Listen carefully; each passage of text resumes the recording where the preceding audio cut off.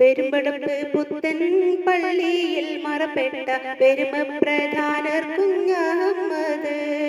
പെരിയോന്റെ ഇഷ്ടത്താലെങ്ങും അറിയപ്പെട്ട പൂമാനരം കുഞ്ഞഹമ്മദ്. പെരുമ്പടപ്പ് പുത്തൻ പള്ളിയിൽ മറപ്പെട്ട പെരുമപ്രധാനർ കുഞ്ഞഹമ്മദ്. പെരിയോന്റെ ഇഷ്ടത്താലെങ്ങും അറിയപ്പെട്ട പൂമാനരം കുഞ്ഞഹമ്മദ്.